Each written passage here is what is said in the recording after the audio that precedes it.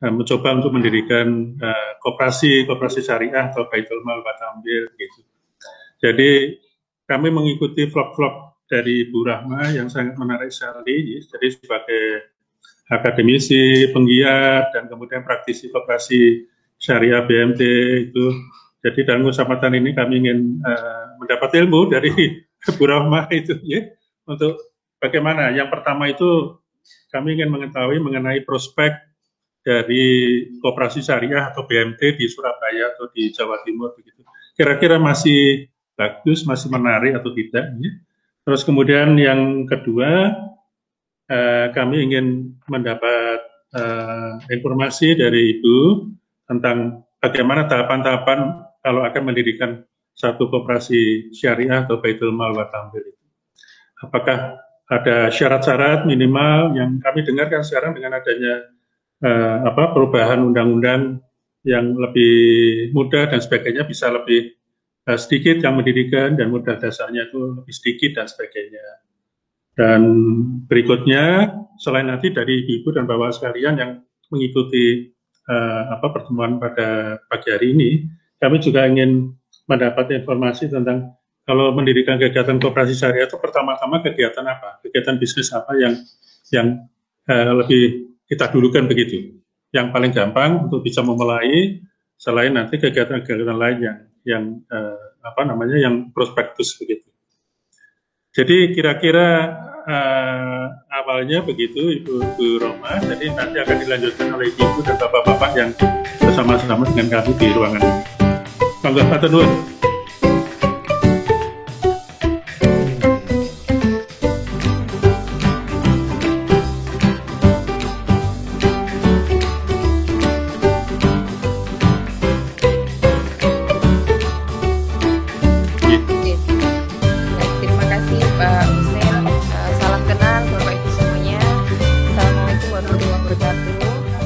Waalaikumsalam warahmatullahi wabarakatuh. Alhamdulillahirrahmanirrahim. Kita bisa dipertemukan di hari Jumat ini ya, mau Ramadan insya Allah pekan depan.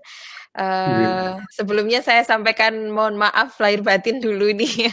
Mungkin ketika melihat vlog saya atau apa ada kata-kata yang kurang berkenan atau bagaimana.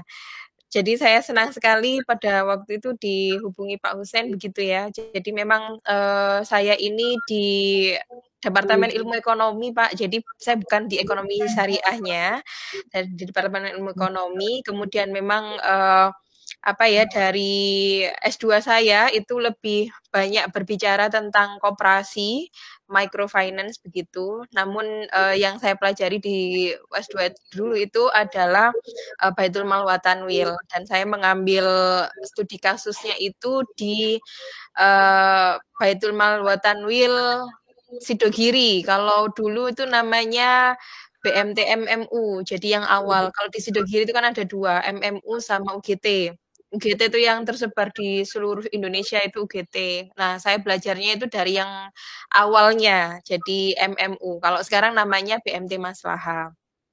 Nah, kemudian kalau sekarang itu, kalau misalnya mungkin ini langsung ke ini aja nggih Pak, tanya jawab begitu nggih, karena kan mungkin secara dasar-dasar koperasinya insya Allah sudah ada di beberapa vlog saya, jadi mungkin di pertemuan ini kita bisa langsung teknis begitu, sehingga apa yang bisa dilakukan. Kalau melihat prospek Pak, jadi prospek di Surabaya tentunya ya, Surabaya ini kan memang istilahnya obat titik gitu jadi duit gitu nggih, kalau orang Surabaya, kalau orang Jawa bilang itu. Karena Surabaya ya penduduknya sangat banyak dari mana-mana, dan di sini pusat perekonomian Jawa Timur gitu, dan kota kedua terbesar di Indonesia gitu, sehingga aktivitas ekonomi itu insya Allah sampai kapanpun ya selama masih menjadi kota besar itu akan tetap menjadi prospek yang besar. Nah, kenapa harus berkoperasi begitu ya? Jadi kalau Bapak Ibu kan sampun punya badan hukum yayasan ya, jadi sudah bagus dalam arti itu sudah memiliki basis komunitas. Jadi basis komunitasnya ini untuk aktivitas sosialnya sudah memiliki badan hukum yayasan. Nah, untuk aktivitas ekonominya, badan hukum yang cocok berbasis komunitas ini adalah koperasi. Koperasi ini kalau Bapak Ibu nanti silahkan memilih badan hukumnya mau skala kabupaten kota atau mau skala provinsi. Jadi dilihat dari anggotanya, apakah anggotanya ini sebagian besar adalah dari Surabaya saja atau tersebar di Jawa Timur atau bahkan nasional. Kalau nasional perizinannya agak sulit dan memang modal juga harus lebih besar begitu, Pak. Tapi kalau saya saran, mungkin kalau memang nanti arahnya atau mimpi dari koperasi ini atau yayasan ini adalah besar gitu ya, mungkin saya sarankan ke badan hukum yang Jawa Timur saja. Karena di Jawa Timur ini secara pendampingan nantinya, kemudian fasilitas-fasilitas pelatihan itu sangat banyak sekali, Pak. Dibandingkan kalau kita hanya skupnya Surabaya. Begitu. Kemarin saya punya pengalaman, mungkin sudah menonton vlog yang dengan teman-teman disabilitas. Teman-teman disabilitas itu kita buat untuk skala Jawa Timur dan alhamdulillah pendampingannya luar biasa dari provinsi. Begitu. Jadi secara prospek selama organisasi tersebut sudah ada dan punya masa istilahnya ya, sudah berbasis komunitas, insya Allah masih besar sekali. Kemudian kalau untuk usahanya, kalau sejauh ini aktivitas yang sudah berjalan apa saja, Pak?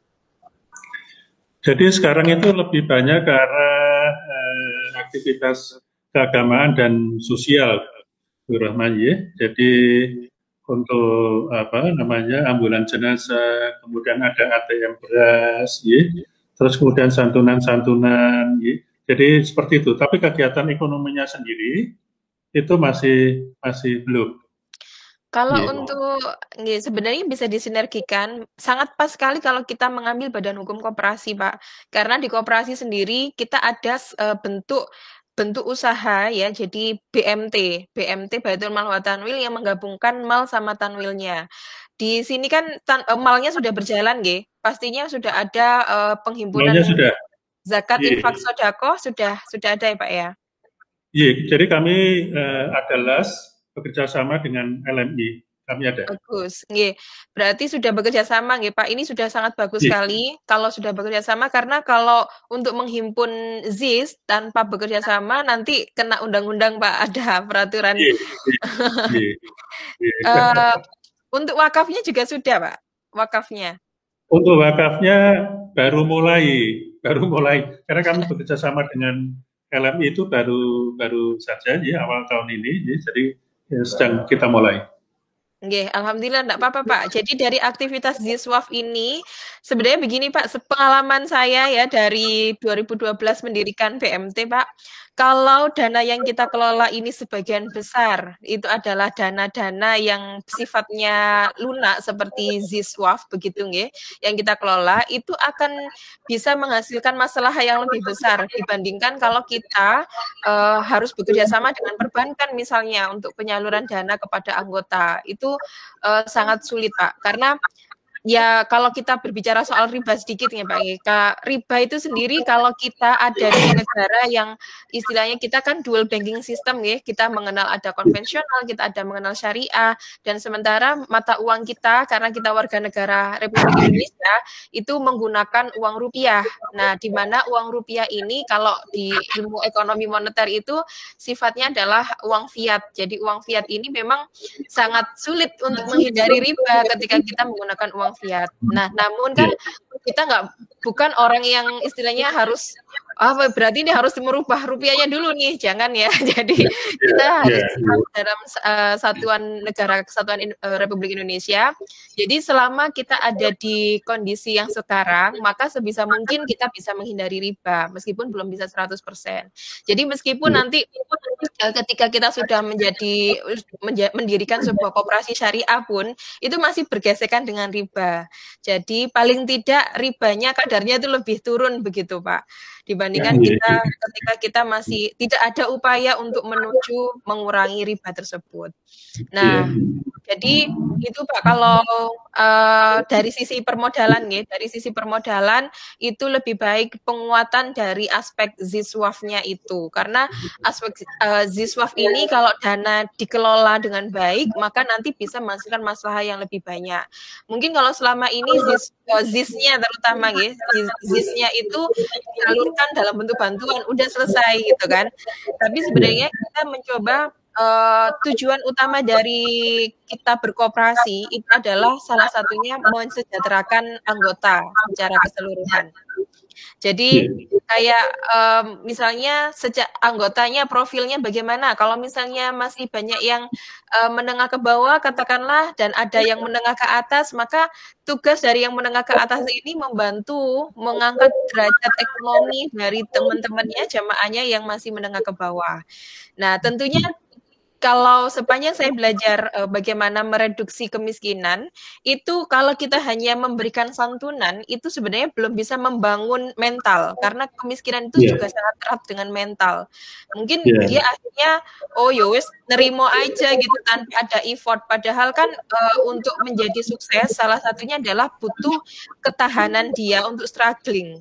Nah, bagaimana kehadiran dari koperasi ini membuat agar dana sosial tadi kita kelola menjadi produktif, dan si miskin atau orang yang diberikan bantuan ini itu juga diajak produktif secara ekonomi, sehingga kedepannya kalau sekarang dia menjadi penerima zakat misalnya, kita punya target misalnya 5 atau 10 tahun lagi dia yang akan membayar zakatnya, begitu.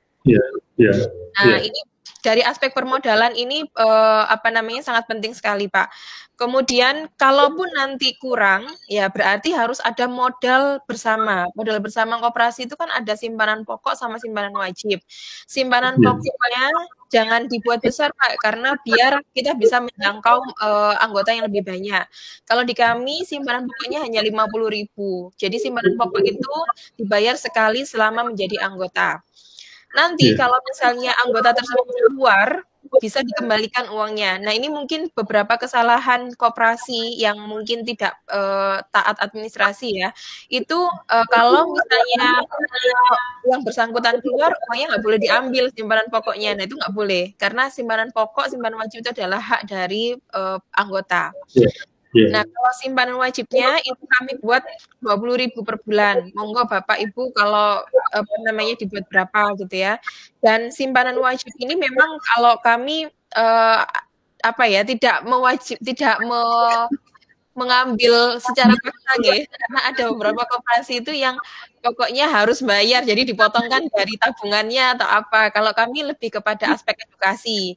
Jadi kalau selama yang bersangkutan belum bayar, ya kita tagih, sehingga dia akan aware, dia sadar bahwa dia membayar simpanan wajib.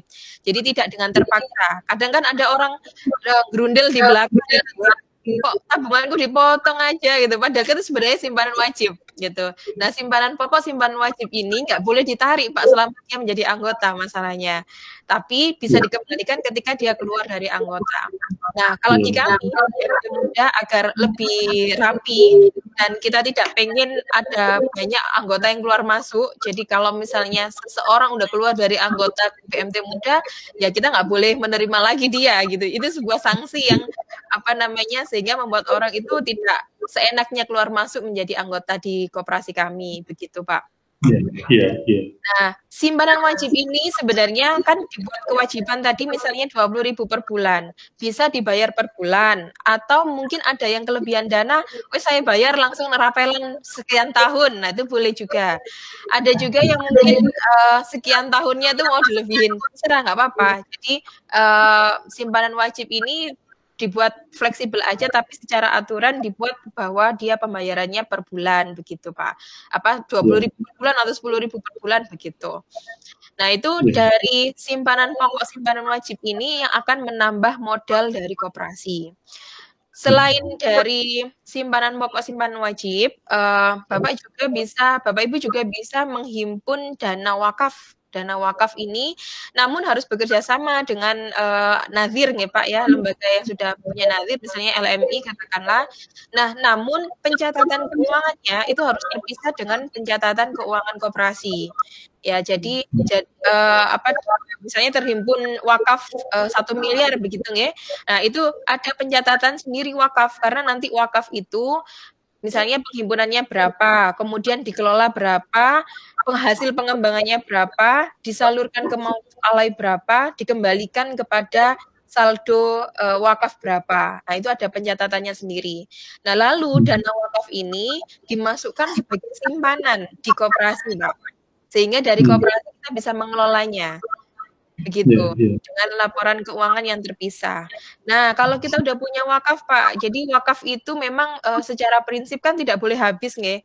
Nah, ini kita punya prospek, misalnya ada nggak anggota yang memiliki bisnis-bisnis yang istilahnya itu sudah settle, udah jalan, resikonya relatif rendah.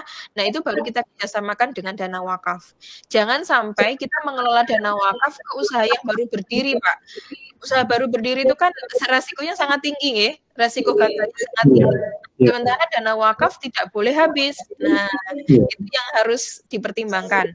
Kalau untuk anggota yang usahanya baru-baru, mending pakai dana ZIS saja. Zakat infak sodako kan memang harus cepat habis. Jadi kalau misalnya katakanlah ada default, ada gagal dari usaha anggota rintisan tersebut, itu ya dana ZIS gitu. Jadi nggak ada masalah.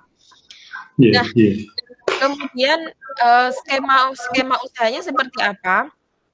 Biasanya Pak, saya yakin dari masing-masing anggota ini pasti sudah punya usaha sendiri-sendiri. Jadi lebih baik kalau saya sarankan, kalau dulu itu ada izin koperasi serba usaha, Pak. Kalau sekarang tidak ada, tetapi lebih kepada koperasi ini mau fokus kemana. Misalnya ke fokus usaha konsumsi, misalnya mau mendirikan toko retail di usaha di koperasi yayasan ini ya, berbadan hukum koperasi syariah apa misalnya gitu. Nah, boleh. Jadi ada koperasi konsumsi di mana semua anggota beli di situ. Nah, ketika anggota beli di situ ada istilahnya poin misalnya dapat berapa persen dan seterusnya. Nah, kami memang ini ke depannya Pak memang harus dianggarkan gitu kan untuk pembelian aplikasi software. Karena dulu pengalaman saya pun di 2012 itu kami modal yang terkumpul cuma 12.500.000 tapi kami udah langsung membeli softwarenya BMT Sidogiri itu 10 juta, Pak. Jadi sangat nekat sekali dengan dana yang terbatas kita beli aplikasi itu. Namun aplikasi tersebut kan berbasis offline, jadi hanya untuk satu PC. Kalau lebih dari satu PC ya harus beli lagi. Nah, akhirnya kami karena memang anggota BMT Muda ini kan kebanyakan akademisi, jadi kita membuat sebuah sistem udah 3 tahunan Pak membuatnya. Alhamdulillah baru bisa launching yang awal Januari kemarin. Dan ini terus melakukan pembenahan. Nah, itu berbasis sudah operasional Bu. Sudah operasional. Iya, sudah Pak. Nanti kalau mau ini bisa subscribe istilahnya karena kita masih trial and error kan kita mau menggabungkan misalnya usaha koperasi yang retail misalnya seperti toko atau apa digabungkan dengan koperasi simpan pinjam dan pembiayaan syariahnya begitu dan semuanya di aplikasi online begitu tapi tidak Play Store ya Pak karena kalau Play Store harus izin OJK Pak itu lebih mahal lagi nanti jatuhnya. Ya, nah itu jadi memang harus seperti itu sehingga nanti anggota dan pengurus juga enak. Jadi pengurus itu udah nggak ribet lagi misalnya, waduh poin dari anggota berapa ya gitu. Nah, ketika anggota banyak beli atau transaksi di toko serbanya, nah itu kan bisa menambah poin dia. Nantinya itu juga bisa membantu peningkatan share SHU mereka di akhir tahun. Begitu, Pak. Monggo secara usaha seperti itu misalnya difokuskan ke konsumsi koperasi konsumsi namun ada usaha tambahan seperti simpan pinjam dan pembiayaan syariah. Nah, nanti ketika mengurus badan hukum setelah keluar badan hukumnya dilanjutkan dengan izin simpan pinjam dan pembiayaan syariah. Karena tidak memungkiri misalnya tidak sedikit juga misalnya anggota-anggota yang sebenarnya udah punya usaha sendiri tapi mungkin perlu tambahan modal, pendampingan dan seterusnya. Nah, itu akan lebih rapi pencatatannya di simpan pinjam dan pembiayaan syariah. Namun perlu di ini ya Pak, kalau di simpan pinjam dan pembiayaan syariah ini kan memang sangat rawan ya dengan aspek unsur riba ya. Terutama misalnya anggota ini kadang tidak jujur Pak. Jadi dulu pengalaman saya tuh memang butuhnya uang ini untuk usaha, misalnya kita akad sirka gitu ya, ternyata uangnya nggak dipakai untuk usaha, kayak gitu.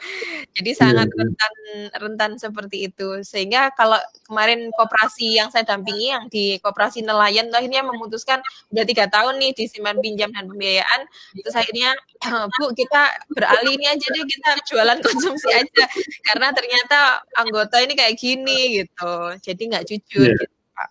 Kalau kita prakteknya banyak ya, jadi anggota yang kira-kira ya, sangat tidak jujur tuh banyak Pak. Jadi kita itu ewoh pakewong ya. Kita misalnya pengen membantu, memang secara penampakan memang perlu dibantu lah istilahnya.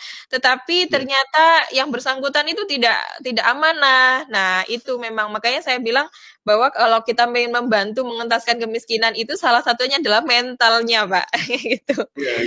Iya.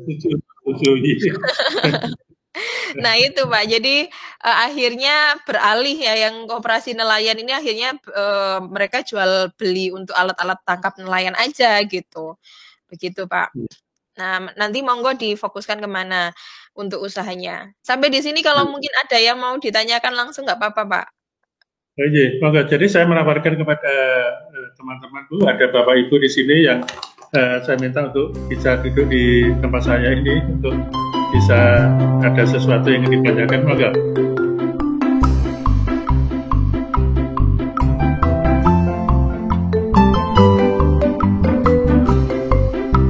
Assalamualaikum warahmatullahi wabarakatuh. Waalaikumsalam warahmatullahi wabarakatuh. Iya Pak. Waktunya Bu bisa tampil bersama-sama dengan kami, mohon bantuannya dan petunjuknya. Bu, itu untuk untuk mendirikan suatu koperasi tentunya ada anggota ya Bu. Nah, anggota itu tentunya ada beberapa persyaratan. Nah, persyaratan itu tentunya hukumnya wajib ya Bu? Iya. Itu pertanyaan saya. Nah, wajib itu mungkin diantaranya ada kewajiban yang perlu dipenuhi, antara lain mungkin ada simpanan pokok atau simpanan, kalau itu hukumnya wajib. Terus kemudian kalau kebetulan ini dari Yayasan Sabilis Salam itu rencananya itu memang akan melaksanakan koperasi, tetapi sementara itu yang ditampung itu ekonomi lemah. Artinya mempunyai ide akan menampung yang sifatnya pinjaman lunak tanpa bunga. Nah, pinjaman lunak tanpa bunga, apakah anggota koperasi itu tetap hukumnya seperti yang ditentukan itu tadi, hukumnya wajib? Itu sementara dari kami mungkin akan ditambahkan oleh yang lain. Matur nuwun Bu. Sami-sami. Saya mau izin langsung jawab Pak dulu ya, biar nanti nggak ketumpuk. Dengan Pak siapa asmanipun Pak? Apunten. Haryanto. Pak Haryanto. Nggih. Baik Pak, masalah keanggotaan ini memang syaratnya pasti harus sudah ini ya, minimal 17 tahun, sudah punya KTP dan tadi saya nanti arahnya dari koperasi yang akan didirikan ini, koperasi skalanya Surabaya atau Jawa Timur, karena itu menentukan nanti KTP-nya. Kalau KTP anggota kita ini kebanyakan campuran, saya arahkan ke Jawa Timur saja Pak. Nanti badan hukumnya. Tapi kalau kita udah bisa meyakinkan bahwa pokoknya koperasi yang akan saya dirikan ini anggotanya wajib orang Surabaya, ya berarti kita nanti ke arahnya yang Surabaya saja.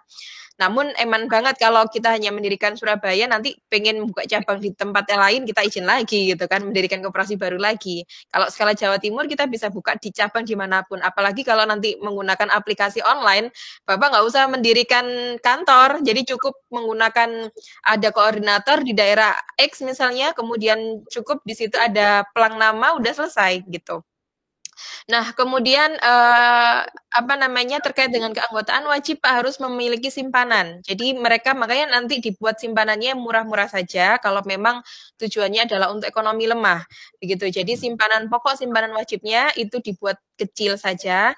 Nah, nanti kalau untuk anggota yang istilahnya secara ekonomi mampu dan punya kelebihan dana dan ingin membesarkan koperasi, nanti ada opsi simpanan sukarela, Pak.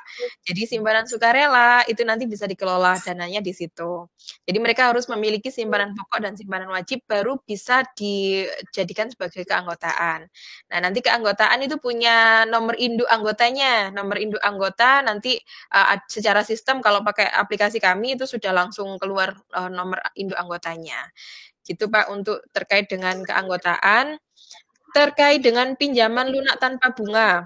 Kalau gini Pak, kalau sebenarnya mungkin kita itu selalu beranggapan bahwa kalau saya tidak mau riba berarti tanpa ada tambahan apapun begitu ya.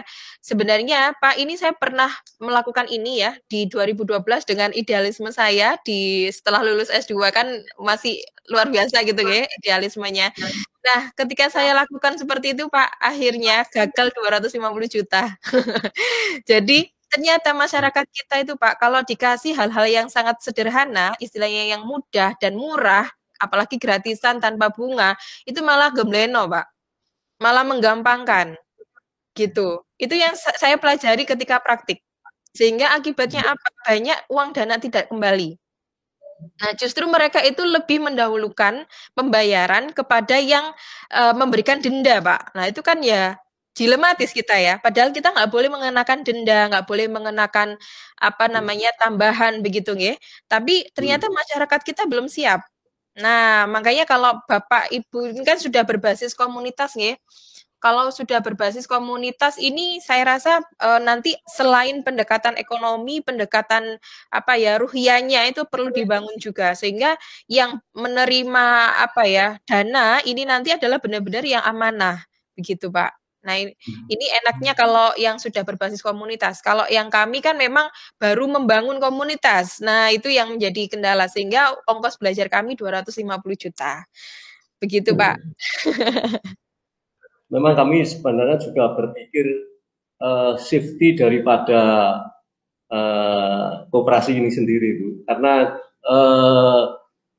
kalau yang saya tanyakan tadi itu memang kami sebenarnya risiko tadi itu di situ. Artinya cuman syukur-syukur kalau ada sistem untuk safety-nya supaya aman gitu. Itu yang Makanya tadi kalau misalnya Pak dana yang dikelola tergantung dana yang dikelola Pak. Kalau misalnya dana ZIS, zakat infak sodako kan memang harus habis Pak. Jadi kalau hilang pun nggak masalah istilahnya kan gitu. Nah itu misalnya dana ZIS-nya itu 100 juta katakanlah ya dana ZIS dikelola disalurkan ke usaha-usaha beresiko tinggi. Jadi usaha ekonomi lemah Pak secara teori itu disebut dengan usaha beresiko tinggi.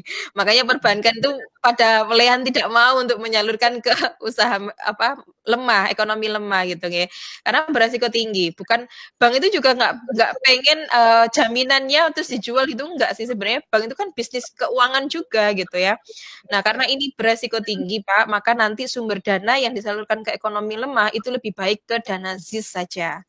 Nah, kalau sekarang loh Bu, berarti kan misalnya kalau dana ZIS-nya cuma 100 juta, sementara aktivitas ekonomi kami banyak, berarti sumbernya dari mana? Bisa dari simpanan sukarela anggota yang punya dana lebih tadi. Berarti nanti penyalurannya tidak ke ekonomi lemah dong. Itu dilema. Ya, jadi kalau kita menyalurkan ke ekonomi lemah tidak kembali. Tapi kalau kita punya renstra jangka panjang, Pak. Jadi kita membangun sistem ini kan jangan hanya untuk setahun 2 tahun ke depan ya, tapi untuk jangka yang sangat panjang. Jadi kalau misalnya katakanlah kalau kami punya renstra 15 tahun pertama, kami udah masuk ke tahun ke-8. Jadi yang 5 tahun pertama ini berdaya dulu. Berdaya itu artinya biar anggota ini punya ekonomi yang agak maju sedikit, kemudian mandiri ini secara permodalan koperasi ini harus lebih mandiri berdasarkan anggota, kemudian sejahtera bersama-sama. Kenapa? Karena kita melihat anggota kami itu kebanyakan ekonomi ke bawah, bukan menengah ke bawah, tapi kebanyakan ekonomi ke bawah.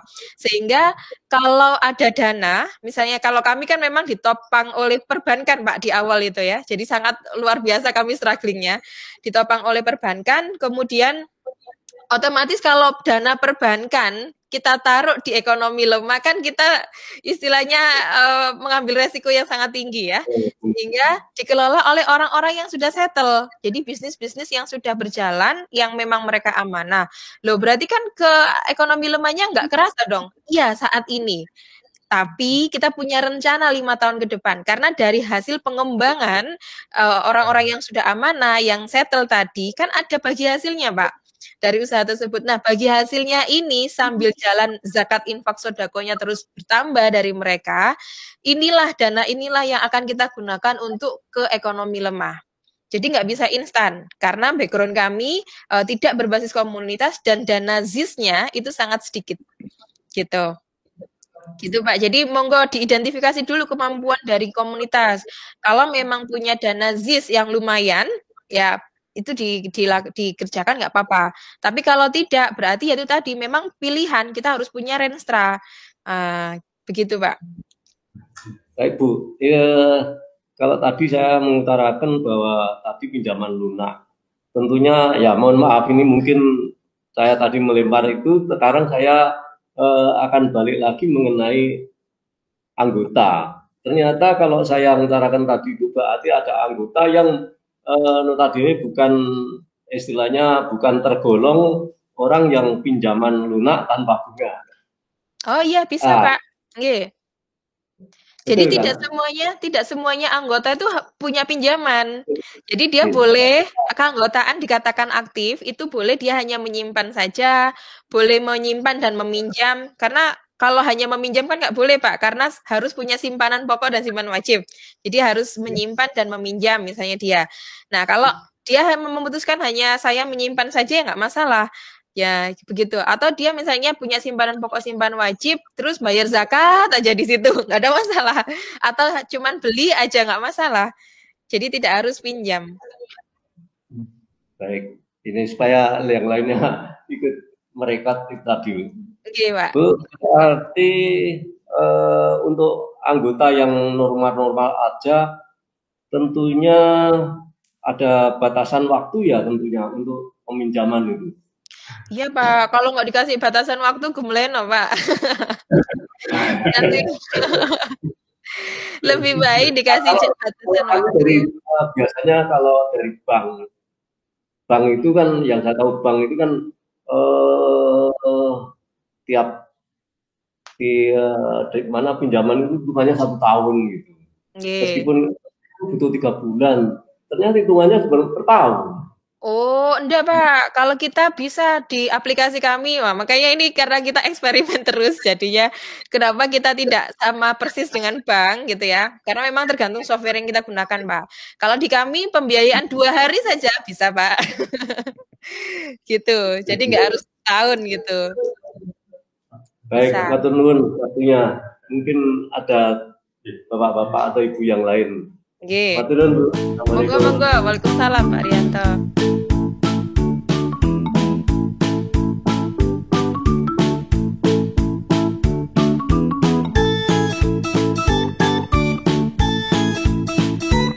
Assalamualaikum warahmatullahi wabarakatuh. Waalaikumsalam warahmatullahi wabarakatuh. Nggih, Pak. Perkenalkan diri dulu, nama saya Pak Imam. Pak Imam, nggih, Pak. Ya, posisi saya di sini sebagai pengurus yayasan, Bu. Nggih. Salah satu dari rencana kerja yayasan memang salah satunya kita mau membuka satu badan usaha. Cuman kita belum tentukan sampai sekarang itu badan usaha apa yang kita pilih. Nah, berkenaan dengan koperasi, memang rasa-rasanya kalau saya hanya berpikir dari sisi yayasan, itu tidak serta-merta saya membentuk badan usaha koperasi itu ada satu kontribusi terhadap yayasan secara langsung. Beda halnya kalau misalnya yayasan membentuk satu badan usaha PT misalnya. Nah, mungkin di sana yayasan bisa memberikan penyertaan sahamnya. Oh, ya. Nah, itu mungkin yang membedakan kalau yayasan akan membentuk satu koperasi. Namun juga tidak ada salahnya bila mana seperti tadi disebutkan sama Ibu bahwa yayasan ini sudah memiliki basis komunitas. Jadi kalau misalnya mau membentuk koperasi ada satu kemudahan di sana. Pertanyaan saya begini, Bu. Kita membentuk satu koperasi ini kan masih awal. Belum lagi kita berpikir usaha apa kira-kira yang akan kita pilih. Nah, katakan dengan adanya satu aturan simpanan pokok, wajib dan lain sebagainya tadi, kalau ya maaf, kalau misalnya sementara kalau memenuhi regulasi berdirinya koperasi kan cukup 20 orang. Atau mungkin yang terbaru ada info katanya 9 orang aja sudah bisa. Nah itu kalau misalnya masing-masing itu dibebani simpanan pokok non-sewa hanya 50.000, kan cuman berapa modal awal yang kita punya. Nah dengan modal yang rendah itu apa yang bisa kira-kira kita lakukan? Sementara itu dulu barangkali ada penjelasan dari Ibu. Baik, matur nuwun Pak Imam. Terkait dengan permodalan koperasi, Pak, sebenarnya permodalan koperasi itu kan ada permodalan sendiri dan permodalan eksternal. Permodalan sendiri itu ada simpanan pokok dan simpanan wajib. Sama nanti kalau ada cadangan. Kenapa saya sarankan dibuat kecil agar nanti bisa menjangkau anggota yang lebih banyak. Karena yang bisa bertransaksi dengan koperasi itu adalah anggota saja, tidak boleh non-anggota. Begitu. Kecuali kalau koperasi konsumsi misalnya kita buka toko kelontong begitu, kemudian nanti yang beli dari pihak eksternal nggak masalah begitu. Tapi kita jagani tadi yang misalnya yang ada juga praktik simpan pinjam dan pembiayaan syariahnya, nah itu wajib anggota dulu Pak. Makanya dibuat permodalan awalnya itu rendah saja. Nah, namun kita juga ada modal eksternal. Salah satunya adalah membentuk simpanan khusus. Kalau di kami di BMT Muda ada simpanan khusus. Harga satu simpanan khusus di kami itu 1 juta, Pak. Nah, misalnya dilempar, kita mau melempar 1.000 lembar simpanan khusus, siapa yang mau beli? Nah, seperti itu. Nah, monggo nanti aturan simpanan khususnya dimusyawarahkan, karena tidak ada aturan baku. Pokoknya semua keputusan koperasi ini ada di rapat anggota koperasi, Pak. Jadi harus dirumuskan secara berjamaah dulu. Nah, kalau di kami, simpanan khusus kami di BMT Muda, itu kami hanya melempar 1.000 lembar, dan misalnya per lembarnya harga 1 juta. Misalnya saya beli 100 lembar begitu. Kalau saya beli 100 lembar, misalnya saya pengen menjual, maka nggak boleh saya narik uang 100 juta itu dari koperasi, nggak boleh. Saya harus mencari pengganti anggota lain. Nah, kayak semacam saham begitu, Pak. Jadi kita nggak bisa menjual kembali ke koperasinya. Oh, saya jual 2 slot misalnya ke koperasi lagi, nggak boleh. Jadi saya harus menjual ke orang lain untuk tolong beli dong 2 slot saya ini gitu. Nah, dengan seperti itu, Pak, ternyata anggota kami itu sangat antusias. Karena apa? Bagi hasilnya jauh lebih besar kalau dengan cara simpanan khusus kayak gitu. Nanti saya tunjukkan cara rumusan itu teknis ya, nanti di software juga sudah ditunjukkan. Monggo. Nah, kalau misalnya yayasan, nggih, Pak? Saya ada sedikit pengalaman, Bu. Namun koperasi konvensional. Saya pernah mengkonsep memang di satu sisi simpanan pokok dan wajib itu kalau bisa memang rendah sehingga jangkauan untuk mendapatkan jumlah anggota itu cukup besar. Namun di konsep saya itu bagaimana cara kita mengumpulkan modal besar di awal supaya kita mengkonsep waktu itu saya bikin sertifikat modal kerja. Apakah ini dibolehkan kalau misalnya kita mengeluarkan katakan per lembar nominal semacam saham gitu, tapi apa boleh kita ngambil dari di luar anggota gitu maksud saya. Iya, kalau di luar anggota nggak boleh, Pak. Jadi semua yang transaksi harus menjadi anggota. Makanya kan menjadi anggota itu dibuat mudah aja. Bayar cuma 50.000, dia mau meletakkan 1 miliar kan nggak ada apa-apanya, istilahnya begitu, Pak. Jadi harus menjadi anggota terlebih dahulu, kemudian baru misalnya dia meletakkan simpanan simpanan khususnya, entah tadi misalnya istilahnya apa, sertifikat apa misalnya gitu, monggo. Ya. Nggak ada masalah. Nah, itu apa namanya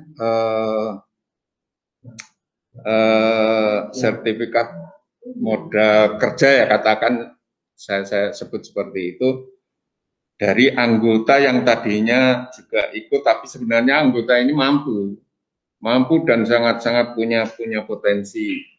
Nah, di sisi lain dia naruh kepesertaannya melalui saham dengan nominal sekian, itu bisa ya seperti itu ya? Sangat bisa, Pak, sangat bisa. Sangat jadi bisa, ya? yang bersangkutan daftar dulu jadi anggota, misalnya bayar 50.000 sama simpanan wajib 1 tahun katakanlah. Terus dia karena punya kelebihan dana, kemudian akhirnya kan memiliki sertifikat modal kerja, misalnya beli lembar. Nah, diperkenankan, Pak. Untuk terkait dengan aturan sertifikat modal kerjanya, silakan dimusyawarahkan. Tidak harus sama persis ya dengan yang di koperasi kami ya. Jadi monggo, misalnya mau boleh dijual lagi ke koperasi, monggo, atau nggak boleh atau gimana, monggo, silahkan. Gitu, Pak. Itu nanti di belakang hari pengaruhnya itu di pembagian SHU itu ya tentunya ya Bu ya? Betul, di pembagian SHU. Kalau di kami Pak, SHU itu tergantung dari keaktifan anggota, makanya pentingnya aplikasi. Jadi tahu misalnya yang bersangkutan punya simpanan pokok berapa, simpanan wajib berapa, simpanan khusus berapa, aktif beli apa tidak, gitu. Iya. Baik, jadi kalau hanya sifatnya hanya nyimpan aja karena dia modal, tapi dia tidak pernah belanja, itu tentunya bagian SHU-nya akan berbeda dengan orang yang sering berbelanja gitu kan. Betul Pak, betul. Jadi nanti dihitung secara proporsional, secara syariahnya seperti apa itu nanti? Jadi nanti disepakati Pak, masalah berapa persennya. Misalnya kan katakanlah SHU 100% nih, 100% SHU. Kemudian dibagi katakanlah, karena saya menghargai orang yang naruh duit lebih banyak itu 50%. Boleh. Kemudian misalnya keaktifan belanja 20%, keaktifan pembiayaan 20%, sisanya adalah keaktifan simpanan pokok simpanan khususnya, monggo. Jadi masalah persentase itu dimusyawarahkan, tidak ada masalah. Yang tidak diperbolehkan itu adalah memberikan persentase langsung dari pokok uangnya. Jadi misalnya saya naruh 1 miliar, saya dapat 1% setiap bulan, nggak boleh. Tapi kalau persentasenya dari hasil keuntungan, boleh Pak. Saya sedikit paham, sedikit nyambung. Memang yang saya sama sekali belum tahu persis itu bedanya konvensional dengan syariah ini sebenarnya di mana. Tapi kalau saya lihat kok mirip-mirip konvensional sebenarnya itu. Cuman kalau konvensional, betul. Itu tadi yang mungkin. Pak, jadi memang sebenarnya koperasi sendiri itu secara sistem itu sudah syariah Pak sebenarnya ya, karena mereka berbasis sisa hasil usaha tadi. Tapi semakin ke sini kan memang tadi sistemnya saya naruh uang kok saya nggak dapat apa-apa per bulannya, akhirnya muncul persentase dari pokok. Nah kalau persentase dari pokok inilah yang disebut dengan bunga. Kalau di fatwa MUI kan tidak diperkenankan begitu. Paham. Mungkin sedikit menyinggung masalah aplikasi atau software yang Ibu tadi singgung. Itu kalau kita membutuhkan nun sewu sampai berapa harganya itu? Iya, kalau di kami kemarin itu tergantung dari jumlah anggotanya, Pak. Kalau misalnya masih di bawah 200 anggota, itu per bulannya kena sekitar 350 sampai 500.000 per bulan, Pak, hitungannya. Jadi sepanjang menggunakan software itu akan terus membayar. Oh, Atau membeli putus itu kalau nggak salah antara 70 sampai 100 juta kalau memang mau beli putus gitu. Nah, ya, mungkin kalau kami saran sih kalau memang masih uji coba di awal itu lebih baik subscription aja misalnya per bulan. Nah, karena nanti sambil terus akan pengembangan begitu, Pak. Itu dengan pelatihan-pelatihan. Iya, sudah termasuk pelatihan-pelatihannya. Nggih. Pendampingan sampai kira-kira berapa lama itu? Kalau untuk penggunaan aplikasinya sih cepat, Pak. Paling nggak ada seminggu udah selesai ya. Cuma nanti biasanya kan ketika udah di jalan itu kan ada pertanyaan atau apa ya, terus kita fasilitasi. Makanya saya sarankan lebih baik pakai yang subscription per bulan. Kalau beli putus ya tetap kita dampingi, cuman kan langsung kelihatan besar di awal ya, Pak ya. Begitu. Iya. Ya mungkin dari saya itu dulu. Kalau memang masih ada waktu, barangkali ada teman yang lain. Pak Budi, barangkali Pak. Monggo Pak, monggo. Terima kasih Bu Rohma. Iya Pak Imam.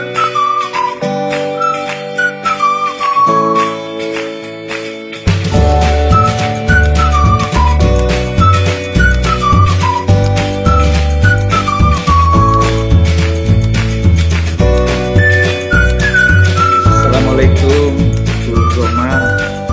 Waalaikumsalam warahmatullahi Pak Budi. Ya, saya masih anggota baru di sini juga, jadi masih terlalu awam, apalagi mengenai koperasi syariah. Saya tertarik dengan tadi Pak, simpanan khusus tadi. Jadi, ini kan yayasan itu nggak dapat apa-apa dari koperasi ya, padahal untuk operasional itu butuh dana juga. Misalnya bisa nggak kalau simpanan khusus itu yang beli atau yang itu yayasan.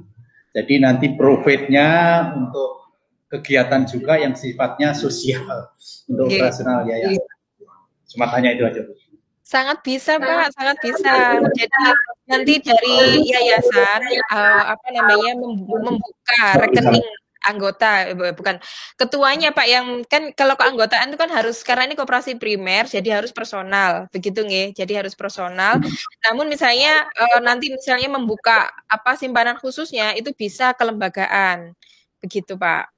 Jadi diperkenankan sehingga nanti yayasan itu akan mendapatkan income dari bagi hasil pengelolaan koperasi.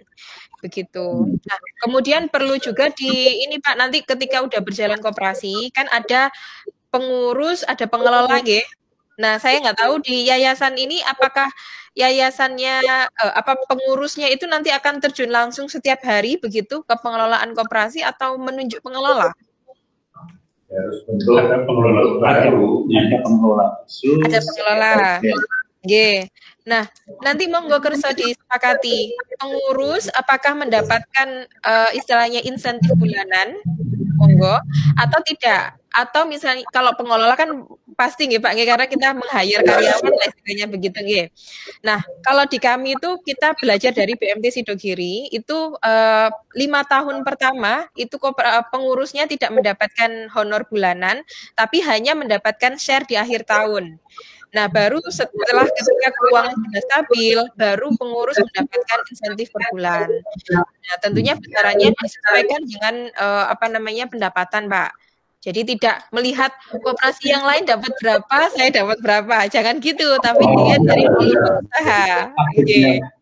Nggih, dari kondisi koperasinya dulu. Karena ada kejadian Pak, amit sewu, misalnya melihat koperasi yang lain pengurus insentifnya berapa sih? Nah, ternyata dia hanya langsung mereplikasi ke koperasi yang baru ini. Nah, ternyata kita nggak tahu kan koperasi baru itu istilahnya kayak masih merintis usaha nggih, bagaimana stabil tidaknya masih belum kelihatan. Akhirnya dananya ini habis untuk membayar pengurus dan pengelola saja, tidak berkembang. Nah, ini kan tidak pengen kita nggih.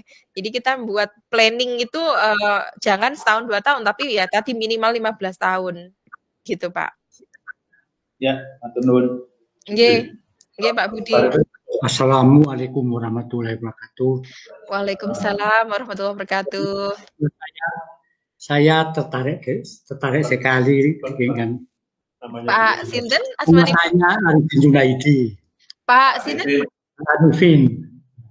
Pak Ini Arifin, nggih, Pak Arifin. Arifin Junaidi. Nggih, Pak Arifin. Ini kebetulan Bu, saya tertarik sekali dengan koperasi yang dibahas ini, di mana saya mau tanya pembagian atau presentasi pembagian SHU yang dilaksanakan di koperasi syariah. Kalau yang untuk koperasi konvensional memang saya sudah tahu cara-cara hitungannya, tapi kalau untuk ini bagaimana Pak? Bu, misalnya SHU-nya sekian juta, kemudian persentasinya untuk dana cadangan, persentasi untuk ini simpan dana yang disimpan, persentasi untuk kegiatan pinjaman, itu bagaimana caranya di syariah? Nggih. Nah, matur nuwun Pak Arifin. Tadi saya sudah menyampaikan juga bahwa sebenarnya prinsip dasar koperasi itu sudah syariah, Pak. Terutama di pembagian sisa hasil usahanya atau SHU di akhir tahun. Sama saja, Pak. Jadi dari SHU misalnya terkumpul berapa? Misalnya 50 juta di akhir tahun, nggih. Nah, ini diproporsikan untuk dana cadangan berapa, untuk pengurus pengawasnya berapa, kemudian untuk dana pendidikan keanggotaan berapa, kemudian untuk SHU anggota berapa. Nah, dari SHU anggota sendiri itu nanti akan diperinci lagi berdasarkan keaktifan simpan, pinjam, pembiayaan, kemudian keaktifan pembelian di toko dan seterusnya. Jadi diperinci lagi. Begitu, Pak. Jadi makanya nanti ketika udah pakai aplikasi itu kan jadi enak Pak. Tinggal yang dimusyawarakan adalah berapa sih persentase untuk anggota, berapa persentase untuk cadangan, begitu aja. Iya Bu. Kemudian ini kalau koperasi konvensional itu kita dapat pinjaman dari kantor koperasi, pinjaman untuk ini menambah usaha. Kalau untuk syariah itu apa juga dapat pinjaman lunak tanpa bunga dari koperasi? Boleh Pak, makanya tadi kalau pinjaman lunak tanpa bunga, lah terus nanti koperasinya dapat apa ini, gitu kan? Makanya kalau pinjaman lunak dari kantor koperasi itu biasanya seperti kalau di Gresik dan di Malah Batu itu dana dari APBD disisihkan untuk menambah ini modal koperasi. Jadi kita tiap bulan cuma ngangsur tapi tanpa bunga. Itu kalau di Batu, Kota Batu sama di Kabupaten Gresik. Pernah pegang di sana jadi. Apa di Surabaya? Apa di Surabaya juga ada pinjaman begitu? Ya, di koperasi ini nanti mungkin ada. Ya, pinjaman untuk menambah modal koperasi. Kalau di lain kabupaten sudah ada. Nah, kalau di Surabaya saya belum pernah mengakses Pak. Mungkin saya karena Badan Hukumnya Jawa Timur dan memang kalau di Jawa Timur itu ada beberapa pinjaman bergulir dari pemerintah seperti LPDB, lembaga penyaluran dana bergulir, nggih. Tapi itu juga ada bagi hasilnya Pak, ada ininya, bunganya lah istilahnya, ada. Tidak pokoknya saja. Jadi menurut saya sih sangat sulit Pak untuk mendapatkan dana-dana semacam itu, kecuali nggak tahu nanti pemerintah seperti apa. Nah kalau saya pribadi, saya kan ini kita pengennya koperasi ini kan gerakan masyarakat nih Pak. Jadi kita berharap kita berdaya dulu dari anggota begitu. Nah, namun ketika anggota melakukan aktivitas pinjaman atau pembiayaan gitu nggih ke koperasi, kalau semuanya diberikan tanpa bunga, tanpa tambahan, nah pertanyaan saya adalah koperasi dapat untung dari mana kan gitu. Sehingga nanti usaha dari koperasi itu simpan pinjamnya itu lebih baik dibuat tambahan saja. Core bisnisnya, bisnis utama dari koperasi mungkin punya toko retail atau apa sehingga keuntungan lebih banyak dari situ.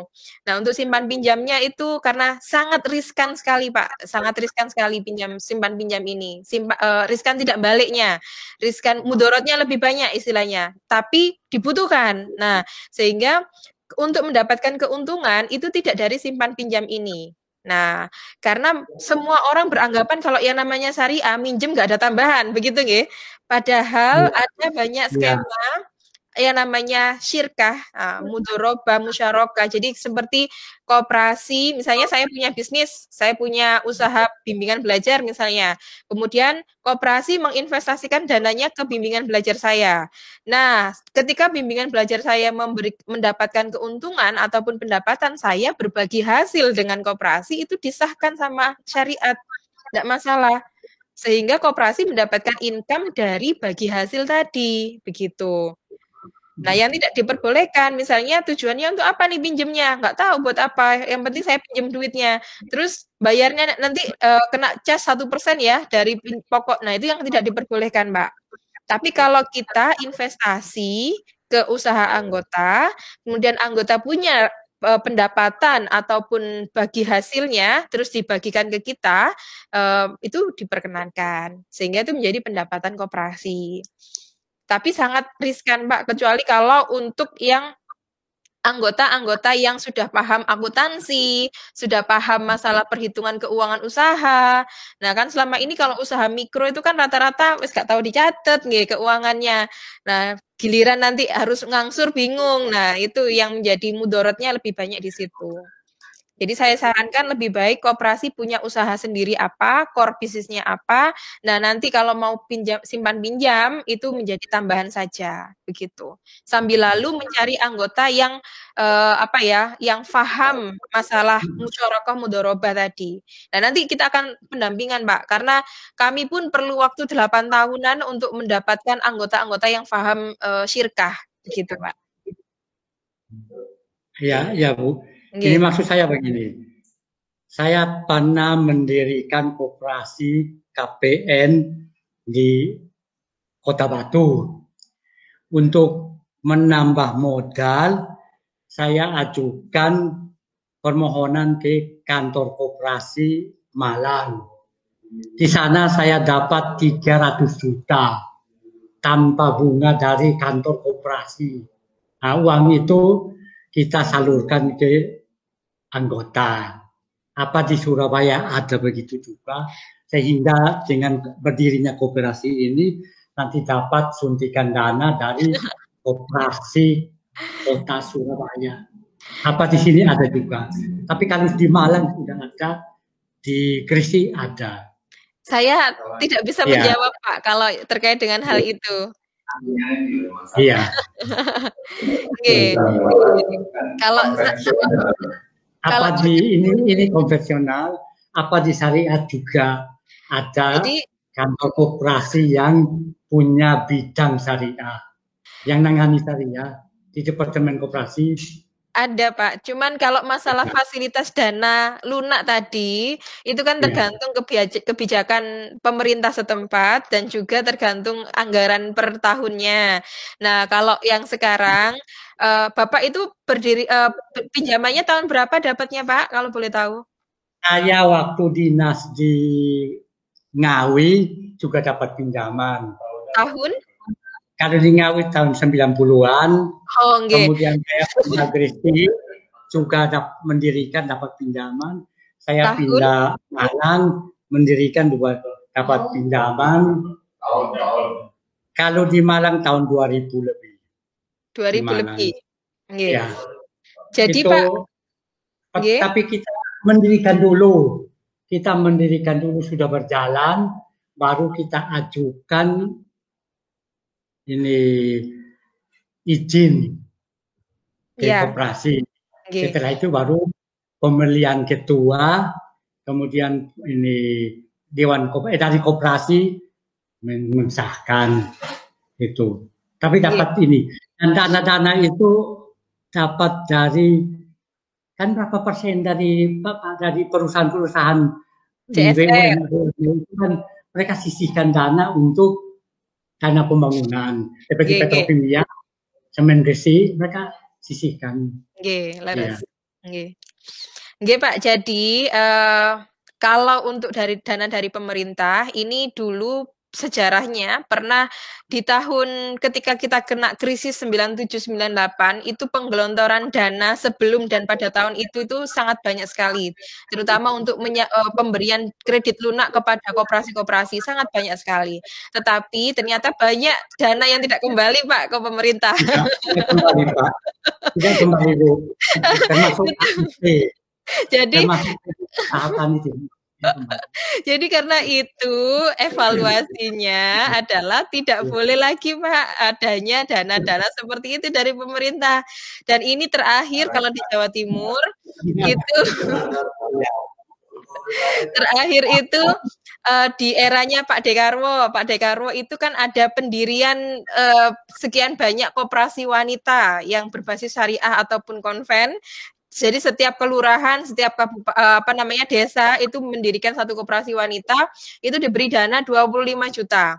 Kalau dia bagus tahun depan ditambah lagi 25 juta. Tapi itu sudah terakhir, Pak, nggak boleh lagi sekarang aturannya. Karena ternyata tidak sedikit koperasi yang menyalahgunakan. Nah itu.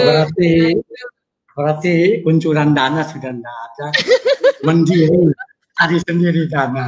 Cari sendiri, ya. Pak, dananya. Cari sendiri dana. Nggih.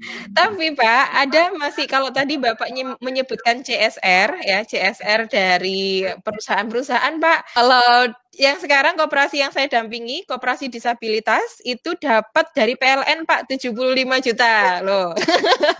PLN. Nggih, memang dari PLN. Nggih, rata-rata. Jadi kalau sudah ada nggih. Terima kasih. Kalau sudah ada badan hukumnya nanti Waalaikumsalam nggih Pak Arifin matur nuwun.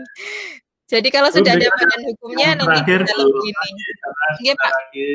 Sudah masuk Jumat nggih sekarang. Nggih Pak, nggih. Monggo. Waalaikumsalam warahmatullahi wabarakatuh. Nggih Bu Latifah. Baru banget tahu koperasi. Cuman saya pernah Bu salah satu anggota koperasi dari koperasi syariah, ada teman itu kok dia cerita dapat ini ya bisa kredit kendaraan bermotor dicicil 2 tahun gitu. Dengan catatan nggak ada denda, nggak ada sita gitu tuh ya. Ya. Jadi kalau misalkan ada peraturannya kalau 3 bulan sudah nggak bisa mengiur ya, mengangsur itu kendaraannya dikembalikan. Terus pertanyaan saya yang menanggung ruginya siapa? Kendaraan sudah dipakai 1 tahun terus dikembalikan gitu aja. Terus gimana? Terus saya kebetulan juga ada pengurus koperasinya, saya tanya, ya justru itu kita harus benar-benar milih orang siapa yang amanah, yang bisa diberi pinjaman tersebut. Ya. Sekarang kalau demikian Bu, berarti kan syarat untuk menjadi anggota syariah ini lumayan ketat Bu. Ya. Gimana Bu caranya? Mungkin ada itu gambarannya harus apa gitu. Nggih. Kalau keanggotaan sih saya rasa tidak ada masalah Pak Bu. Cuman nanti ketika mau mendapatkan pembiayaan atau pinjaman itu harus diseleksi. Karena kalau keanggotaan kan boleh saja untuk mengikuti simpanan atau pembiayaan gitu ya. Tapi kalau ketika pembiayaan harus diseleksi. Tapi masyarakat kita itu kan selalu berargumen bahwa punya pandangan bahwa ayo daftar jadi koperasi ini biar dapat pinjaman kan gitu ya. Nah, ini yang harus diantisipasi karena pemahaman masyarakat kita masih seperti itu. Daftar jadi anggota koperasi agar dapat pinjaman. Nah, ini yang harus ini Bu, misalnya kalau sekarang 20 orang dulu, nah 20 orang ini yang benar-benar harus kuat misalnya gitu ya nggak ada masalah. Nah, nanti sambil jalan terus mengalir bertambah anggota dan seterusnya. Nah, kalau soal tadi masalah jual beli kendaraan bermotor, kalau kita jual beli itu kan boleh mendapatkan keuntungan ya, Bu ya. Jadi kalau misalnya koperasi kulaan sepeda motornya harga 23 juta, kemudian saya jual 25 juta, boleh nggih, Bu ya? Iya. Boleh ya, karena saya dapat keuntungan 2 juta gitu ya. Nah, ketika 25 juta saya serahkan kepada anggota, terus diangsur selama 2 tahun, katakanlah di tengah jalan gagal angsurannya, paling tidak itu kan tadi kita udah dapat keuntungan di awal misalnya. Jadi secara hitung-hitungannya ini harus dimantapkan, pengurusnya ini harus jeli. Bagaimana mendapatkan potensi keuntungan gitu ya. Kita kan berdagang itu tujuannya mencari untung, Bu, bukan bersosial. Kecuali kalau yayasan memang harus bersosial. Kalau kita udah ke perdagangan, mindsetnya harus untung. Masalah nanti untungnya banyak, zakat infak sedekahnya banyak, itu urusan selanjutnya gitu. Jadi kalau ketika menjadi pengurus koperasi itu udah berpikir iki untungnya tekan dia gitu, Bu. Jadi bukan setiap anggota berhak mendapatkan itu, enggak ya? Enggak, bukan berhak, Bu, berhak untuk mendapatkan pembiayaan atau pinjaman. Tapi pengurus punya kewajiban untuk menseleksi dengan ketat karena kewajiban pengurus adalah menjaga amanah berupa dana umat. Nah, kalau ada apa-apanya dengan dana umat, Bu, yang dipertanyakan, yang dimintai pertanggungjawaban bukan anggota, tapi pengurus. Karena pengurus inilah yang terdaftar di akta notaris. Nah, ini jadi menjadi pengurus ini punya tanggung jawab moral juga tanggung jawab hukum. Jadi makanya harus sangat berhati-hati untuk mengelola dana umat, apalagi untuk tujuan ekonomi, begitu. Iya, Bu, terima kasih. Itu aja mungkin. Iya, Terima terima kasih. Assalamualaikum. Waalaikumsalam warahmatullahi wabarakatuh. Ibu Roma, ya, jadi luar biasa sekali ya penjelasan Ibu dan pertanyaan-pertanyaan dari teman-teman ini bisa terjawab semuanya dan sangat memuaskan. Ya, jadi pertemuan pada hari ini betul-betul bermanfaat untuk kami dalam persiapan untuk persiapan pembentukan pada koperasi syariah Sabilus Salam ini. Yeah. Jadi Ibu Rohma, jadi kami dengan teman-teman tadi tertarik untuk bisa mendapatkan informasi lebih lanjut ya. Kalau nantinya kita ingin ya kalau jadi untuk pembentukan koperasi ini untuk bisa mendapatkan subscribe langganan daripada aplikasi atau software itu nanti kami ingin bisa mendapatkan penjelasan lebih lanjut atau semacam demonya begitu. Bagaimana kira-kira ini? Monggo Pak, monggo nanti akan bisa ini. Kalau sekilas untuk aplikasinya sudah saya upload di YouTube saya, Pak. Jadi kemarin sekaligus istilahnya sosialisasi ke anggota kami juga baru perdana di tahun ini. Itu ada di YouTube saya, Pak. Nanti saya share linknya. Kemudian langkah selanjutnya kalau memang ini menjadi sebuah koperasi, kan sekarang ini tidak perlu ke ini Pak, jadi istilahnya ke dinas ya untuk mendapatkan badan hukum, tapi langsung ke kementerian, sehingga nanti saya berikan nomornya notaris, monggo kalau menjadi referensi, saya tidak memaksakan, dalam arti notaris tidak semua notaris punya izin untuk mendirikan koperasi, Pak. Nah, di notaris nanti Bapak akan diarahkan untuk ADART-nya akan diberikan draft, kemudian nanti pengurusnya semuanya akan dimintain dari notaris, baru notaris yang mengurus ke kementerian. Nah, kalau pembayarannya berapa Bu? Kalau kemarin di koperasi nelayan kena 4 juta, Pak. Kena 4 juta. 4 juta. Nggih, kalau Nggih. di koperasi nelayan kemarin. Kalau koperasi disabilitas karena kaum difabel nggih, Pak, itu gratis kemarin. Jadi nggih, kalau nggih. koperasi Nggih. nelayan kena 4 juta, begitu. Jadi tidak perlu harus ke dinas koperasi sekarang ya, tidak perlu ya. Kalau ke dinas koperasi itu hanya untuk ini Pak, nanti untuk mendapatkan penyuluhan. Jadi kita nanti kalau mau mendeklarasikan atau apa itu ada penyuluhan dari dinas. Nah, monggo nanti dinasnya ini akhirnya difokuskan ke dinas Surabaya kah atau ke Jawa Timur gitu. Diputuskan dulu Pak skalanya juga. Nggih. Kalau begitu bisa dari Bu Roma untuk bisa mendapatkan informasi tentang notaris yang ya, nanti Ibu kenal. Yeah, saya share, supaya saya share. Kami bisa mendapatkan informasi lebih lanjut nanti. Nggih. Kita perlu menunggu saatnya operasi. Jadi, kalau operasional daripada koperasi itu untuk semacam prakoperasi itu memang harus menunggu sahnya koperasi dulu dari ini. Enggak Pak, jadi enggak boleh praoperasional. Jadi misalnya kayak di koperasi nelayan kami bahkan 1 tahun praoperasional Pak. 1 tahun. Iya, 1 tahun praoperasional baru mengurus badan hukum. Kalau yang koperasi disabilitas itu kalau dia mendirikan izin dulu baru ini sih, baru berjalan kalau koperasi disabilitas. Ada kalau koperasi Al-Muhajirin itu setahun juga. Jalan dulu baru ngizin semuanya gitu Pak. Jadi kalau prakoperasi itu tanpa persyaratan apa-apa ya? Tanpa izin dulu nggak masalah, ya. Tanpa izin dulu ya, tanpa izin dulu. Tapi jangan terlalu lama Pak, nanti khawatirnya kenapa kalau ada sesuatu geronjalan gitu loh Pak, yang akhirnya mungkin anggota atau apa berkaitan dengan hukum, nanti kita kalau tidak punya legalitas nanti kita diperkarakan misalnya gitu. Mengantisipasi itu aja, nggih. Memang akan lebih baik kalau ya secepatnya untuk bisa mendapatkan perizinan begitu ya. Tapi ya, boleh operasional. Mohon informasi kami untuk nama dari notaris yang direkomendasikan oleh Bu Roma. Jadi Bu Roma, sekali lagi kami mengaturkan banyak terima kasih atas Pak, mohon izin ini boleh saya upload di channel saya? Oh iya, monggo matur nuwun. Nggih, sami-sami.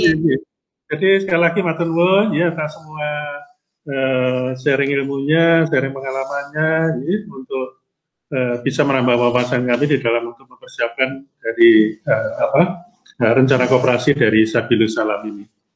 Jadi salam kami untuk keluarga semua dan semoga Bu Roma bisa kembali seperti semula sehingga kami bisa face to face nanti bisa ketemu Ibu pada suatu saat nanti. Amin ya. Amin. Matur nuwun Bu. Dulu saya akhiri. Assalamualaikum warahmatullahi wabarakatuh. Waalaikumsalam warahmatullahi wabarakatuh.